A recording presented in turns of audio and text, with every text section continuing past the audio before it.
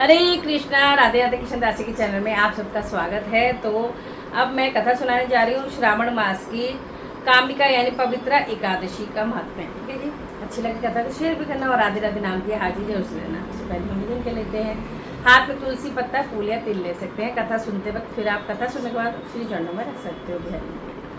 तो श्रीमन नारायण नारायण नारायण भजमन नारायण नारायण नारायण लक्ष्मी नारायण नारायण नारायण गोविंद नारायण नारायण नारायण। बोलो लक्ष्मीनारायण भगवान की। श्रावण मास के कृष्ण पक्षी एकादशी पवित्रा एकादशी अथवा कामिका एकादशी कहलाती है। इस दिन भगवान श्रीधर की पूजा की जाती है। यह बहुत पुण्यदायी व्रत है जो हर प्रकार के पापों का नाश कर उसे मुक्ति दिलाता है। युधिष्ठिर ने पूछा, गोविंद वासुदेव आपको नमस्कार है। श्रावण के कृष्ण पक्ष में कौन सी एकादशी होती है उसका वर्णन कीजिए। भगवान श्री कृष्ण बोले, राजन, एक बार नारद जी ने ब्रह्मा जी से यह प्रश्न किया था। तब ब्रह्मा जी ने कहा कि हे नारद जी, आपका यह प्रश्न अति उत्तम है, सावधानी से सुनो। भगवान बोले, मैं संपूर्ण लोगों के हित की इच्छा से तुम्हारे प्रश्न का उत्तर दे रहा हूँ, ध्यान से सुनो। श्रावण मास में जो कृष्ण पक्ष की एकादशी होती है उसका नाम पवित्रा अथवा कामिका है। इसके स्मरण मात्र से वाजपेय का फल मिलता है। उस दिन श्रीधर, हरि, विष्णु, माधव और मधुसूदन आदि नामों से भगवान का पूजन करना चाहिए। भगवान श्री कृष्ण के पूजन से जो फल मिलता है वह गंगा, काशी, नैमिषारण्य तथा पुष्कर क्षेत्र में भी सुलभ नहीं है। सिंह राशि के बृहस्पति होने पर तथा व्यतिपात और दंड योग में गोदावरी स्नान से जिस फल की प्राप्ति होती है वही फल भगवान श्री कृष्ण के पूजन से मिलता है। वो नरश्रेष्ठ श्रावण मास में भगवान श्रीधर का पूजन करता है। उसके द्वारा गंधर्वों और नागों सहित संपूर्ण देवताओं की पूजा हो जाती है। अतः मनुष्य को यथाशक्ति पूरा प्रयत्न करके कामिका के दिन श्री हरि का पूजन करना चाहिए।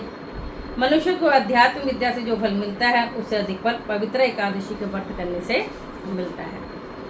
कामिका व्रत करने वाला मनुष्य रात्रि में जागरण करके ना तो कभी भयंकर यमराज का दर्शन करता है और न कभी दुर्गति में ही पड़ता है। लाल मणि, मोती, वैदुर्य और मूंगे आदि से पूजित होकर भी भगवान विष्णु जैसे संतुष्ट नहीं होते जैसे तुलसी दल से पूजित होने पर होते हैं।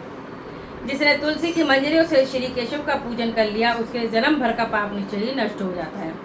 जो दर्शन करने पर सारे पाप समुदाय का नाश कर देती है, स्पर्श करने पर शरीर को पवित्र बनाती है, प्रणाम करने पर रोगों को निवारण करती है, जल से सींचने पर यमराज को भी भय पहुंचाती है, रोपित करने पर भगवान श्री कृष्ण के समीप ले जाती है और भगवान के चरणों में चढ़ाने पर मोक्ष रूपी फल प्रदान करती है, उस तुलसी देवी को हम नमस्कार करते हैं।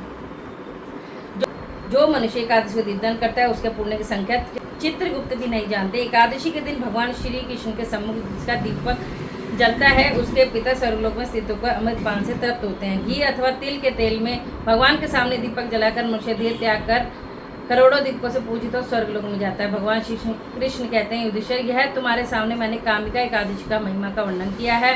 कामिका सब पापों को हरने वाली है, अतः मानव को इसका व्रत अवश्य करना चाहिए।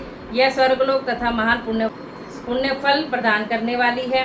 जो मनुष्य श्रद्धा के साथ इसका माध्यम श्रवण करता है वह सब पापों से मुक्त हो श्री विष्णु लोक को जाता है। बोलो श्री हरि विष्णु भगवान की जय। एकादशी महारानी की जय। चलिए सभी एकादशी के नाम ले लेते हैं। उत्पन्ना एकादशी, मोक्षदा एकादशी, सफला एकादशी, पुत्रदा एकादशी, शर्तिला एकादशी, जया एकादशी, विजय एकादशी, आमल की एकादशी, पापमोचनी एकादशी, कामदा एकादशी, वरुथनी एकादशी, मोहिनी एकादशी, अपरा एकादशी, निर्जला एकादशी, योगिनी एकादशी, देव के शयनी एकादशी और जो आज है एकादशी कामिका है या पवित्रा श्रावण मास के कृष्ण पक्ष की है। फिर जो अगली आएगी वो पुत्रदा एकादशी होगी श्रावण के शुक्ल पक्ष की। अजय एकादशी, परिवर्तनी एकादशी, इंदिरा एकादशी, पापन कुशा एकादशी, रमा एकादशी, प्रबोधनी, पद्मनी और पद्मनी। राधे राधे सभी को।